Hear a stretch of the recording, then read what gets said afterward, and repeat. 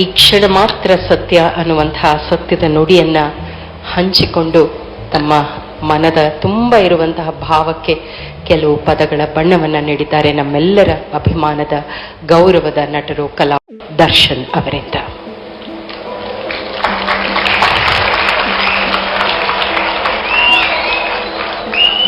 ಬಂಧುಗಳೇ, ಶ್ರೀ ದರ್ಶನ್ ಅವರು.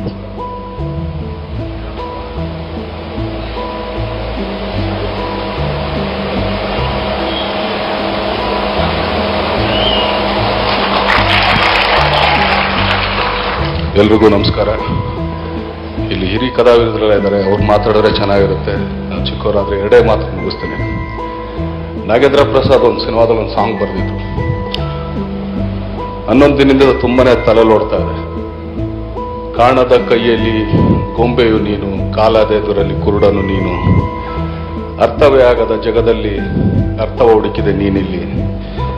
ಗೀಚಿದ ಬ್ರಹ್ಮ ಗೀಚುವ ಮುಂಚೆ ಯೋಚಿಸಲೇ ಇಲ್ಲ, ಹಣೆಯ ಮೇಲೆ ಕೆತ್ತದ ಮೇಲೆ ತಿದ್ದೋರು ಯಾರಿಲ್ಲ.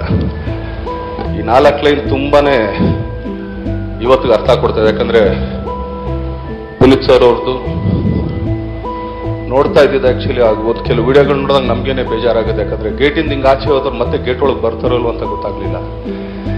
ಸೊ ಎಷ್ಟು ನಿಮಿತ್ತ ಆಗೋದ್ವಿ ನಾವು ಅಂತ. ಇದನ್ನ ನಾವು ಇದೀವೋ ಇಲ್ವೋ ಅಂತಾನು ಯೋಚನೆ ಮಾಡೋಕ್ಕಾಗಲ್ಲ.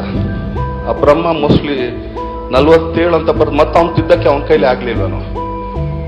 ಯಾಕಂದ್ರೆ ಇನ್ನೂ ಜೀವನ ಇತ್ತು. ಚಿತ್ರರಂಗದಲ್ಲಾಗ್ಲಿ ಪ್ರತಿಯೊಂದು ಮಕ್ಕಳು ನೋಡಿದಾಗ್ಲೂ ಅನ್ಸುತ್ತೆ ಎಲ್ಲಾ ಕಾರ್ಯಗಳಲ್ಲೂ ಇನ್ನೂ ಬಹಳ ಕೆಲಸಗಳು ಮಾಡೋದಿತ್ತು.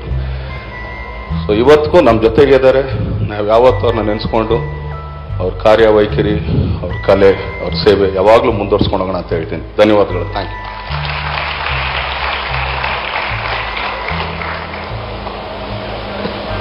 ಈ ಕ್ಷಣ ಮಾತ್ರ ಸತ್ಯ ಅನ್ನುವಂತಹ ಸತ್ಯದ ನುಡಿಯನ್ನ ಹಂಚಿಕೊಂಡು ತಮ್ಮ ಮನದ ತುಂಬ ಇರುವಂತಹ ಭಾವಕ್ಕೆ ಕೆಲವು ಪದಗಳ ಬಣ್ಣವನ್ನ ನೀಡಿದ್ದಾರೆ ನಮ್ಮೆಲ್ಲರ ಅಭಿಮಾನದ ಗೌರವದ ನಟರು ಕಲಾ.